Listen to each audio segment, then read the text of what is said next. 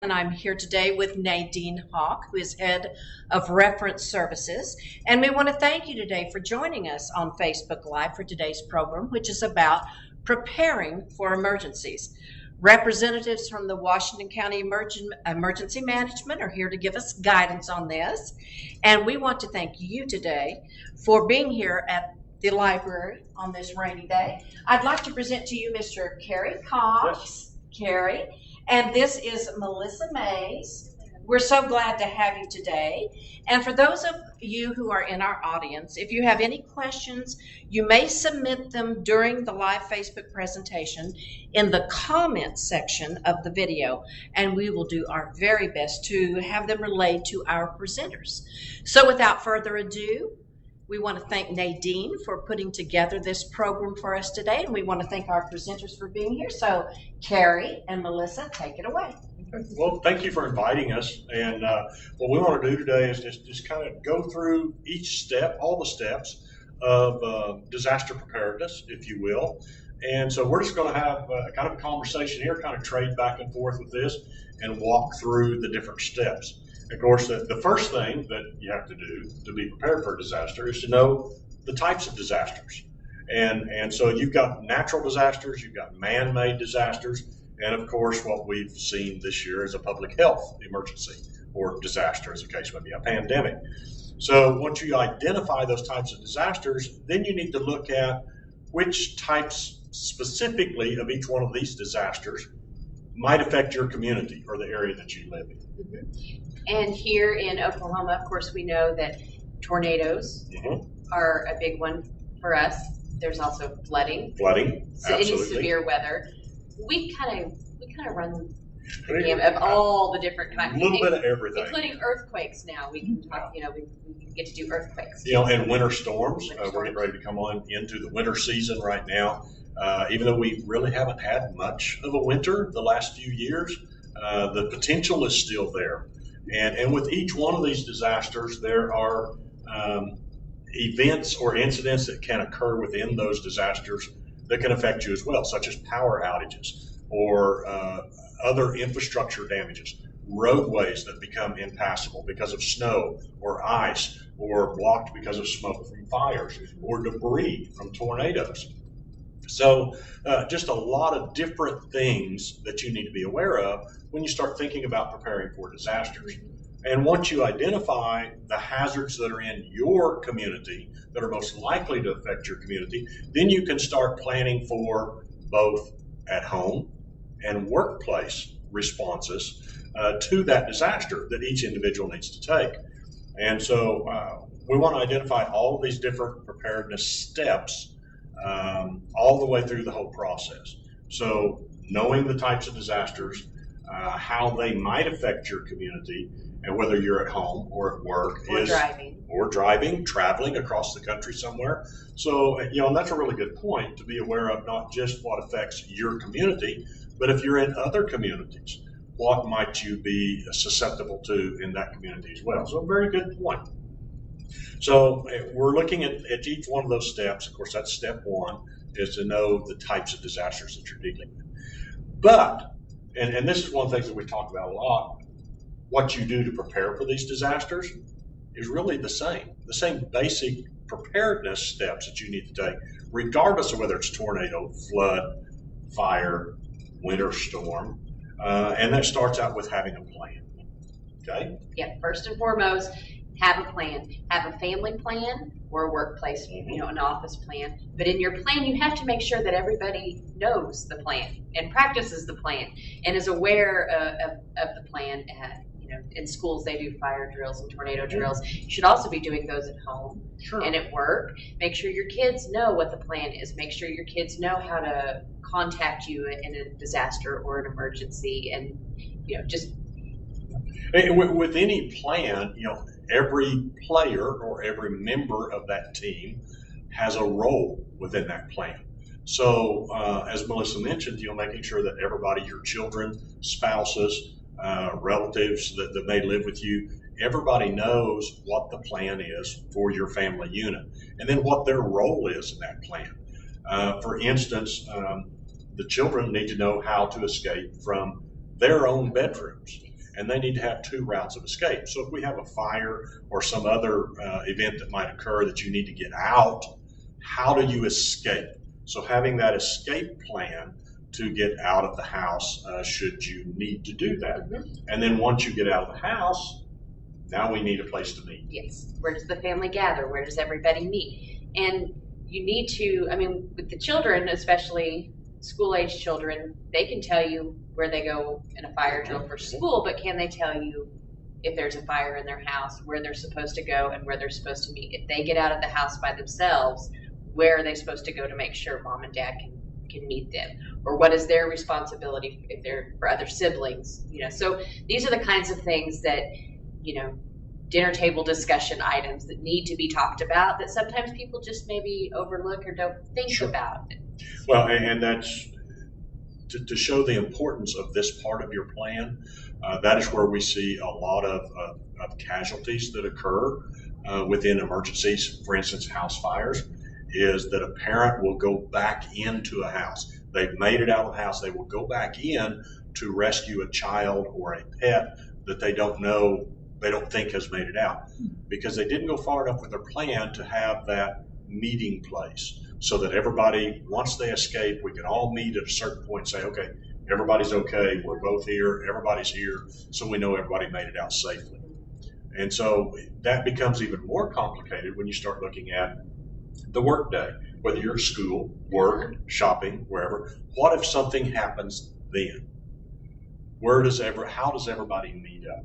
Where does everybody meet up at to know that everybody in your family unit is safe?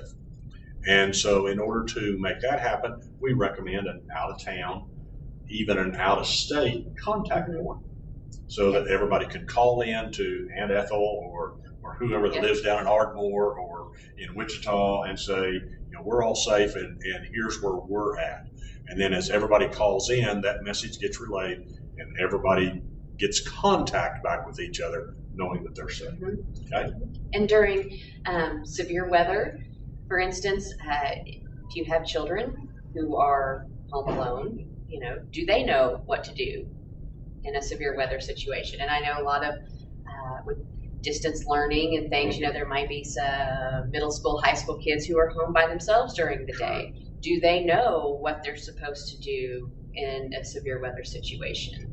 So that's another thing to have in your family plan. Yeah, that reinforces the point of making sure that everybody's aware of what the plan is and everybody knows what their role is in that plan for your family. Okay, so very good. So we talked about getting out of the home if you need to because of an emergency.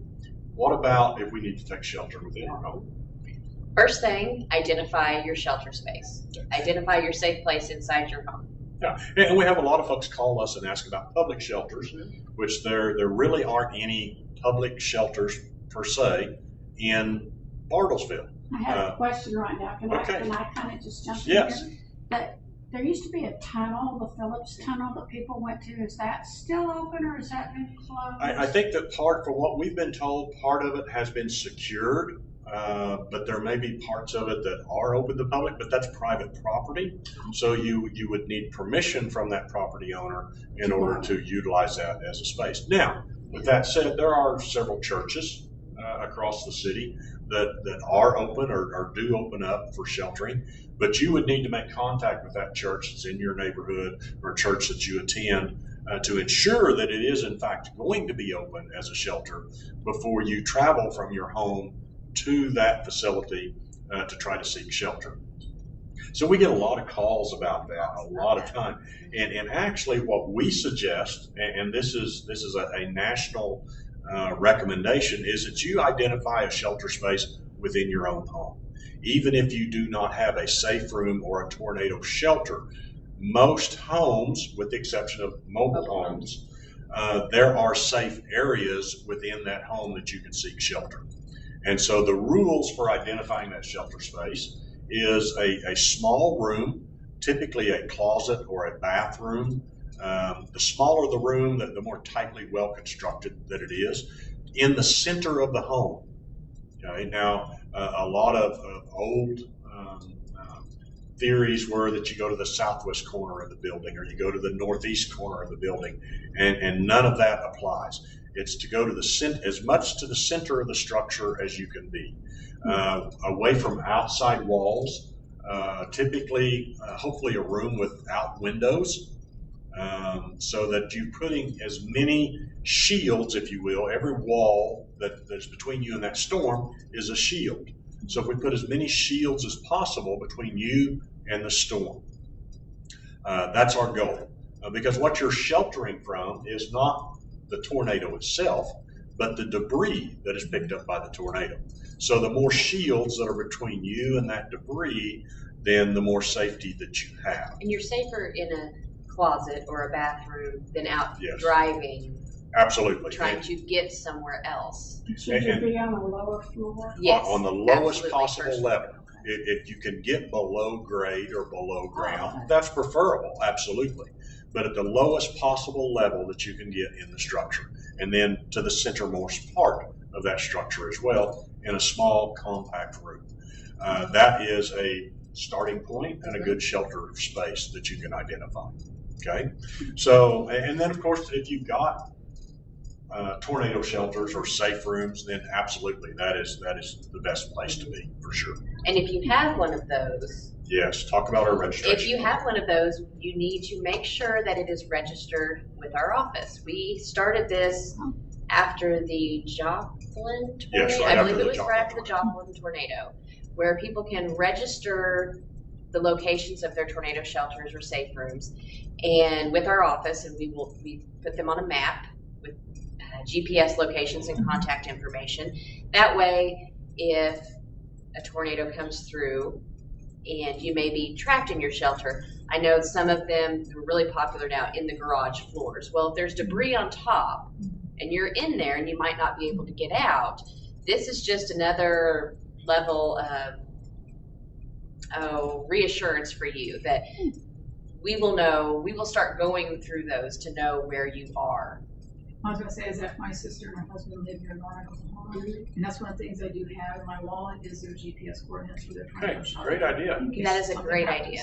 They live Very out in the good. middle of nowhere, so. Mm-hmm. Well, I do have a basement and I had no idea that I should register it, so that's Yes, good yes. information. And you can register any shelter location. It doesn't have to be No. a safe room or a tornado shelter. It could be that closet that you've identified in your home as your shelter space.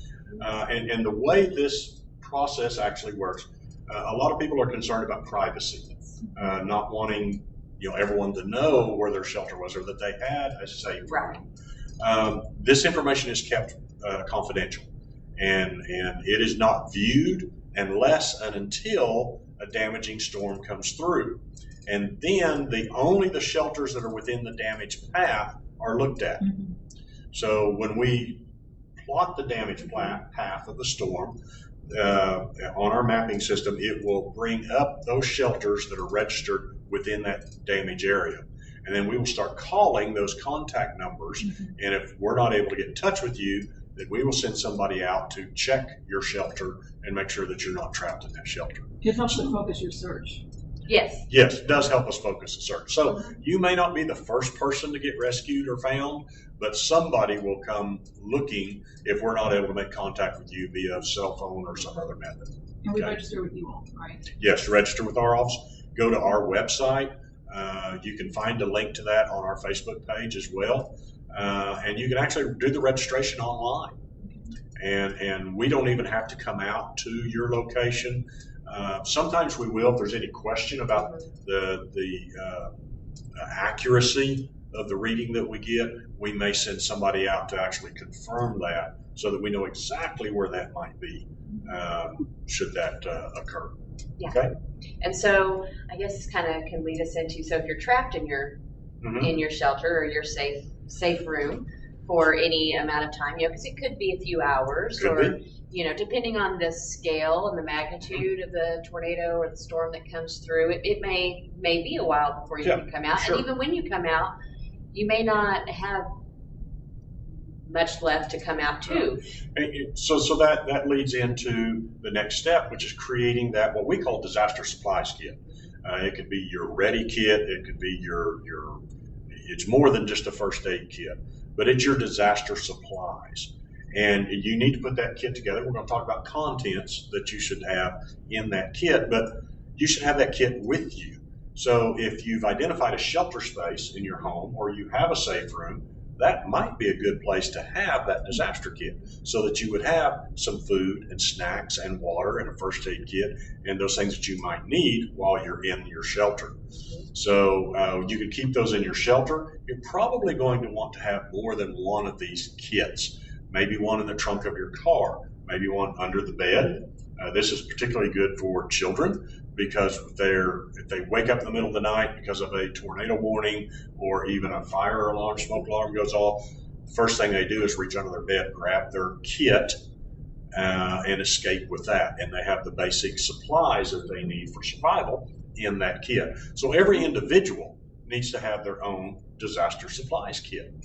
And so different places you might have those, again, in your safe room, under the bed, especially for children, or in your car or automobile. So if you're traveling and you get stranded or something happens, you have those supplies. You might even have one at work, at your Absolutely. desk at work. Absolutely. Maybe you and it doesn't necessarily have to be the full kit that you would have in your safe room or your storm shelter, but some variation thereof. More tailored to, it's being in your car, right, or more tailored to the office or different things like that. So we start out with the most basic of needs is water, okay? Everybody needs water. So when we talk about disaster supplies, the recommendation is 1 gallon per person per day for 3 days.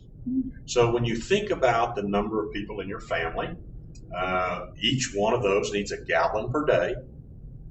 For 3 days. So that's quite a lot of water when we start thinking about that. So are you going to carry that much in your disaster supplies kit? Probably not, but it might be a good idea to have that much available in your safe room or somewhere in your home. So if you're sheltering in place at home, maybe the streets are blocked with the debris and you just can't get out and about, winter storm comes in, utilities go out, you have that basic need in drinking water to survive for at least 3 days. So, a couple of bottles of water in your disaster supplies kit would probably be adequate for it. But in your home, we need to make sure that we've got that 1 gallon per person per day for a 3-day period. So that's where we start out with the most basic of needs. And of course, special considerations for nursing mothers. Oh yeah, need more absolutely. Water. Some elderly people, depending on medication usage, they may use more water. So, and then of course, if you have pets. Good point. So we need to prepare for them as well. Okay. Your dog and cat and guinea pig or whatever, they need water too. Okay. So that's the most basic of needs is water, having that water available. Next is food. Again, same thing, 3-day supply. Now you're probably not going to carry a 3-day supply of food in your disaster kit that you take with you. But at home, again, in case you have to shelter in place, having a 3-day supply of non-perishable food items. So that's the key thing is non-perishable food items. So that way we can store them in the safe room or in the closet or somewhere like that. And that food's going to be good for a long period of time. It doesn't need any special care and it's still consumable. So high energy snacks, things like that are good items. Dried fruits, nuts, things like that. Granola bars, cereal. But again, taking in consideration special needs, allergies, special diets. So each one of these plans is going to be not only unique to your family, but also unique to each person, each individual, to suit their needs. So having that 3-day supply of non-perishable foods. So again, high protein bars, granola bars, nuts, dried fruit, things like that. If you do like canned foods, you might want to make sure you've got a way to open the can. Okay? So a can opener would be a handy item to have in your disaster supplies maybe kit. Some utensils, maybe some utensils to be able to get that food out of those cans. If you have a baby that's formula, if you have a baby who is on a formula diet, you may need to make sure that you have that in your kit as well. And once again, pets. Yes, Make and sure your that we pet have food for them as well, and any special needs that they might have also. And again, elderly or those that have certain type of medical conditions, we need to make sure that we are planning for that as well. So, that kind of brings us to, what about those medications? What about other types of, you mentioned infants, what about diapers and things like that? Yes. So, again, something else to really be considered when you talk about that disaster supplies kit, to have that ready. Are we missing anything there as far as special needs?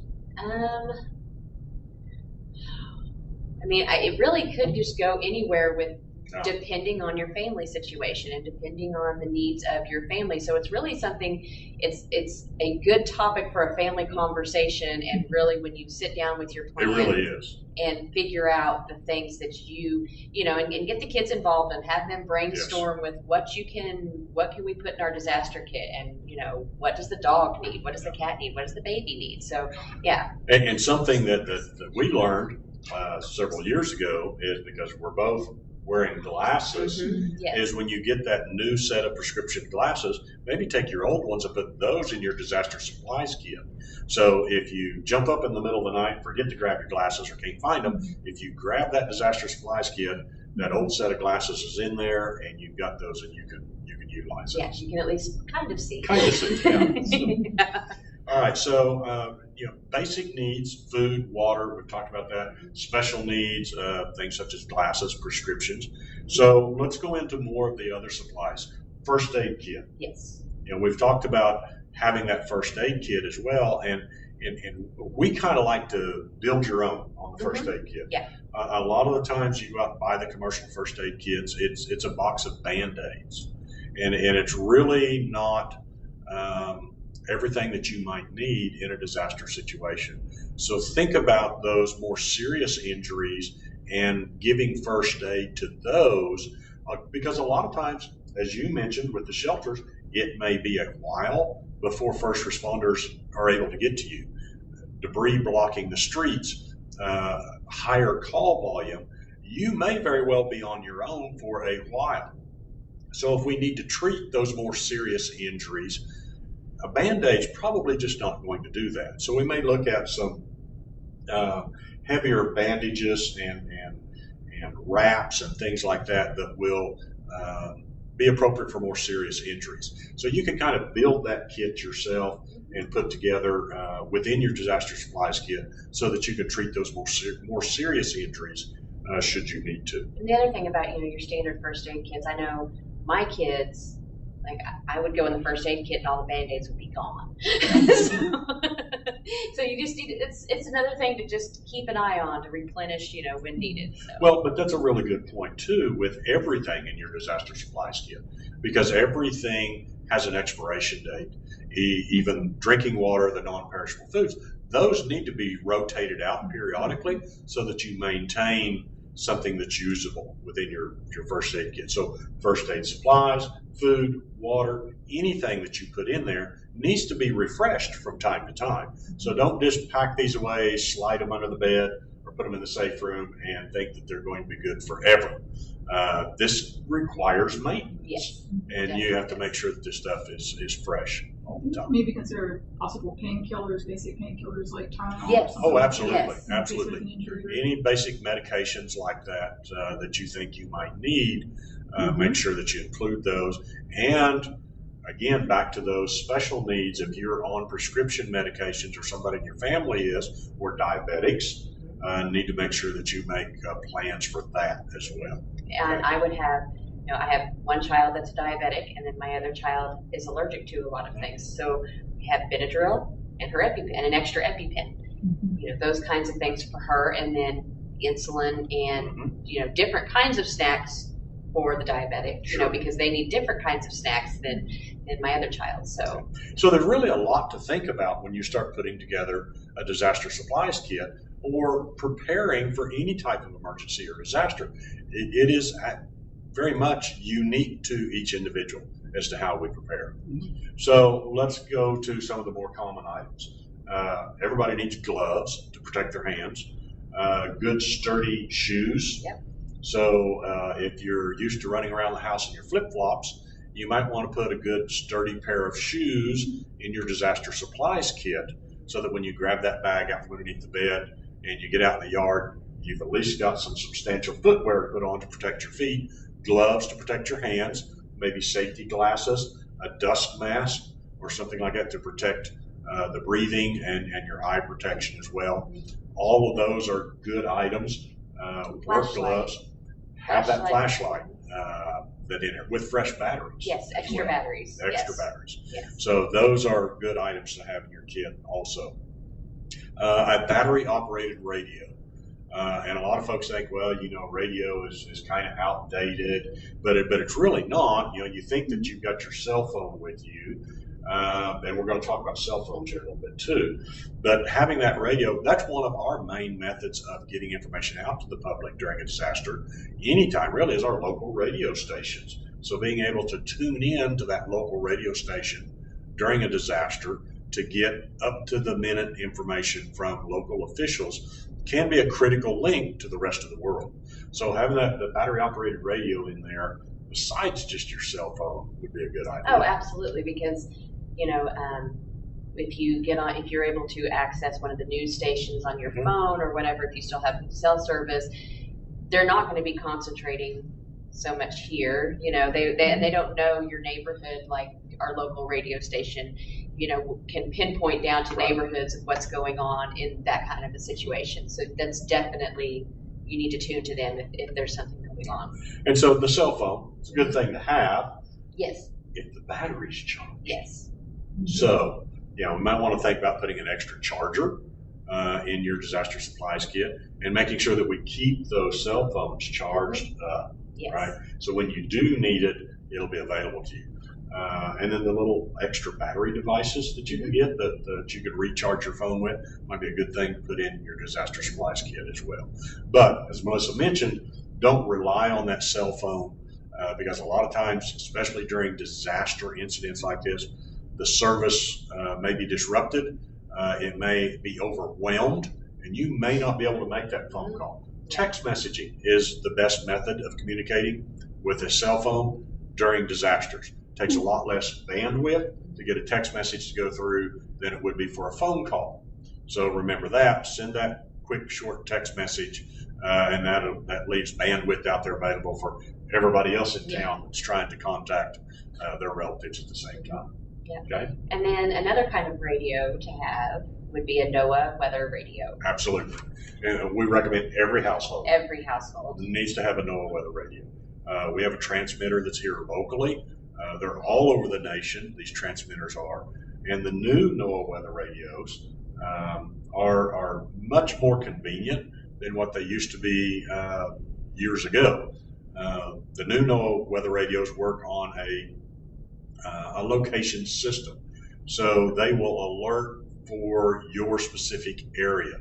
And we've got the technology at the point now that it's not just on a countywide basis, but they're able to go down to communities now with those NOAA weather radio alerts. Not all the time, but we're getting better and better at that process of not alerting an entire county, but going by community.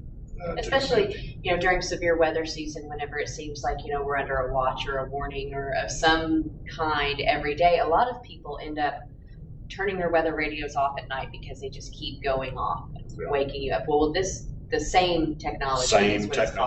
Yeah.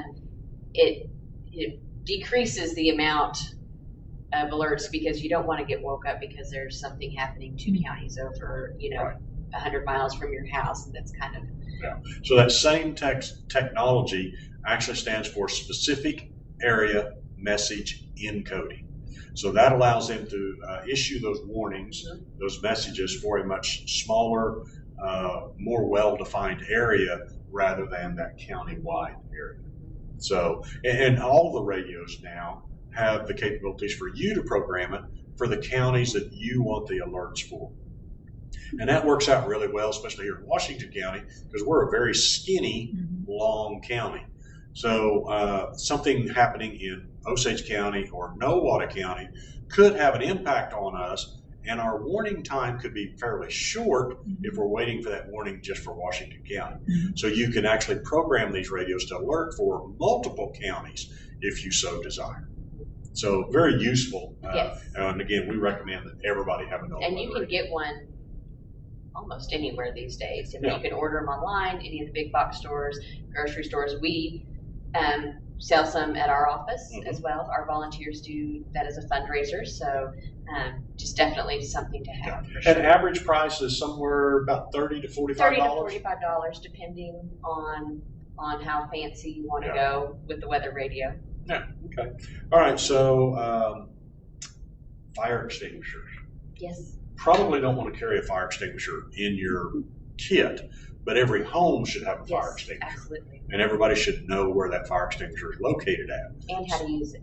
Exactly, how to use it. So teach everybody in the home how to utilize the fire extinguisher and where it's at. So if you have a fire in the home, that may be the saving grace that you have to put that fire out very quickly.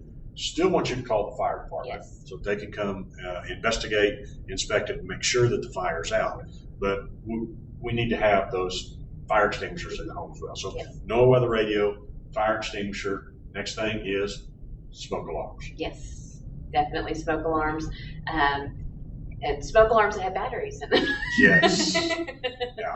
And changing those batteries. Changing the batteries, fresh batteries. Every year. So every home should have a smoke alarm. Every level of the home should have a smoke alarm. So if you're in a multiple level home, you need smoke alarms at each level within that home. And change those batteries when the time changes. So when we set the clocks forward or set the clocks backwards, that should be your clue that we need to change the batteries in the smoke detectors. So that way we maintain good working smoke detectors. If they're not any good, They're not any good. If they don't have batteries, they don't work. So smoke detectors, fire extinguishers, no weather radios. Are we missing anything else that we need in the home? Like we said, it's pretty unique to every family. It is. I mean, it's really something to sit down and have a family discussion with the kids and make sure everybody knows what's going on and decide for your family what it is. I mean, your family might want something in your disaster kit or need something in your disaster kit that's completely different than mine. Yeah. So there is no set. I mean, there's the basics, food, water, medications, that kinds of things, fire extinguisher, flashlight, weather radio, battery operated radio. But it really should just be unique to your family. Absolutely. And your needs. And having that family plan that includes the entire family unit. We can't emphasize that enough. Yes. That is extremely important. So we get down to the point of now we've talked about preparing, putting together these kits, the things we need in the kits, the things we need at home. So what about if we've left home, we've had to leave home, and we've lost everything that's in our home? There's some documents, papers and stuff that are critical to you being able to recover. So you want to start out with the list of what some of those might be? Okay, so some of those documents that would just really be a really bad deal if you were to not have them or not be able to take them with you. Insurance documents, insurance paperwork, birth certificates, medical papers, contact numbers.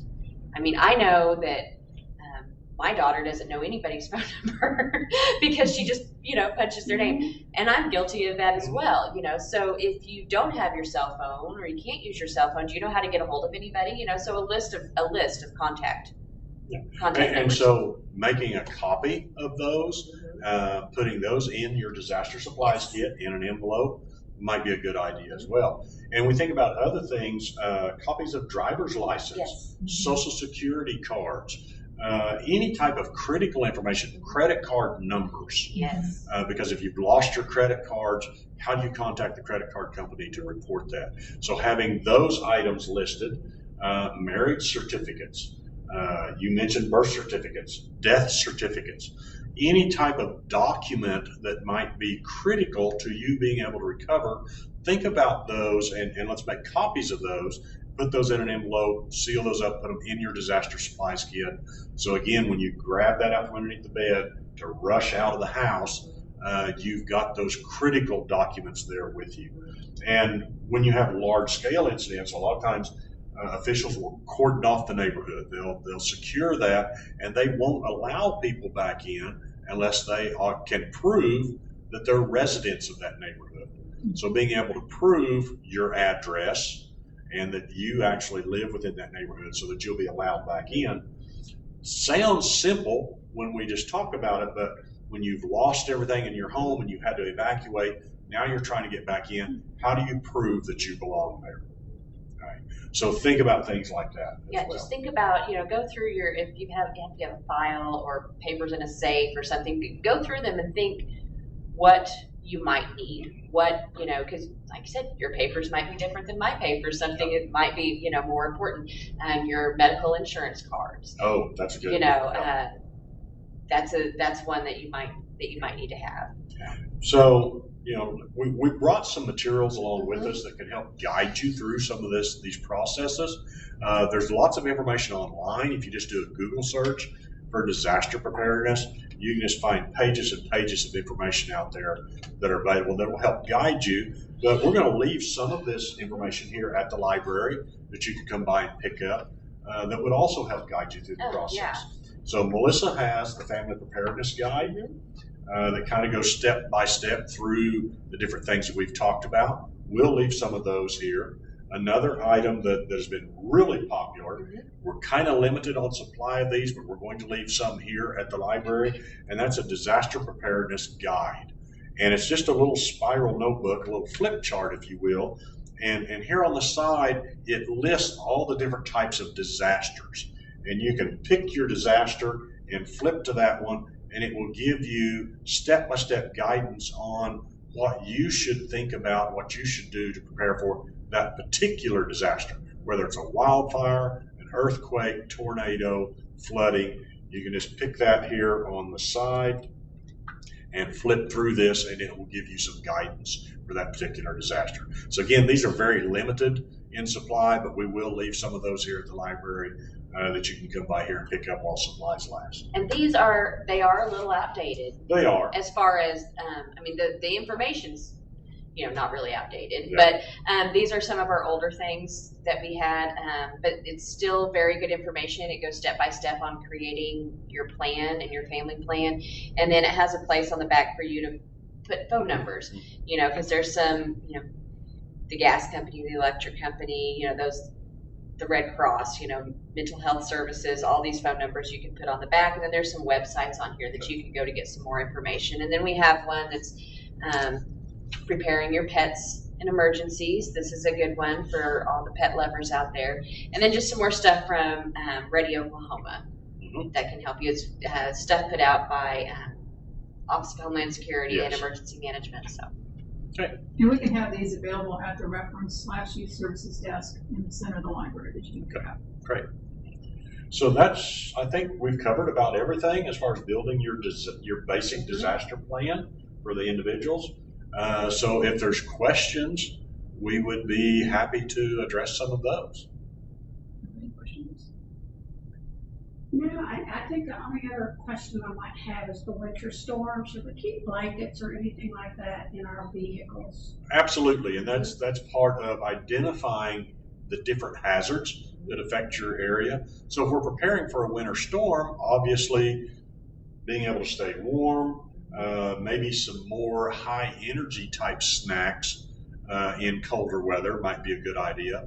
An extra coat, maybe an extra scarf, a head covering, something like that you might want to put in the trunk of your car or in your disaster supplies kit when you're preparing for winter weather. And as far as winter weather, something really easy that I'm horrible at, and my dad and my boss can tell you, is during the winter months, making sure that you're not running on empty. Keeping the gas tanks full. Keeping your gas tanks full in your car. I know I'm horrible at that. Okay. So keeping some type of traction device in your car, kitty litter, a little bag of sand.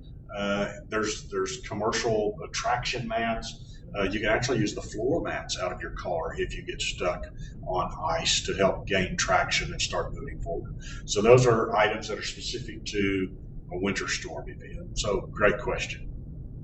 What about not having your car running? Yeah, if you do get stranded in your automobile, run your car just periodically, and we recommend this for a couple of reasons. One, to conserve the fuel. So if you're there for a longer period of time, if you run the car for a few minutes at a time and then shut it off, you conserve that fuel. The other thing is to make sure that snow and stuff doesn't build up around the exhaust pipe, because that would trap the poisonous gases and could poison you that way. So keep the snow and stuff cleared away from the exhaust pipe. Crack the window just a little bit so that you let fresh air flow through the vehicle, but you're not losing. Yeah, when you've got it running, so that you're not losing that extra heat. Okay. Another question: if you have it where you are set to have to evacuate, is to a shelter? Is there anything else you would have to bring? Anything in addition if you're going to a shelter? Take your disaster supplies kit with you. Don't think that they're going to have everything you need at the shelter. That's a great question, because it's a huge misconception that, well, we'll just go to the shelter and they'll have everything that we need. As Melissa had mentioned, especially for special needs or medications, things like that, probably may not be available at the shelter. So bringing what you need with you is really a good idea. Yeah. Okay. Definitely. I mean, if you have a baby, the diapers and things. I mean, you would probably get some at the shelter eventually, but it's probably not going to be right away. So the immediate needs, you need to be able to take care of you and your family for the immediate needs. So. And that's really the bottom line is it's each of our own responsibility to take care of ourselves and provide for ourselves to the best that we can. So identifying what those needs are, putting those kits together and having that with you, even if you're evacuating to a shelter, you have those basic needs for yourself with you. Yeah. Okay. Wonderful. It was a wonderful presentation. Thank you both for being here. Thank you. Thank you for Learned a inviting lot. us. Well, we want to thank Carrie and Melissa from the Washington County Emergency Management Service for being here, sharing everything they know. Do you know anything else? I bet we can have them back another time and they'd have more things for us. But we want to thank all of you in Facebook Live Land out there who tune in to the Bartlesville Public Library. And we want to thank Nadine Hogg, who prepared this presentation for us. And we are so thrilled that we have people in our community who are interested in this type of program and tuned in. And we want to say thank you to you all, and that we'll see you again very soon. Thank you again, Carrie and Melissa. Thank you. Bye-bye. Thank you.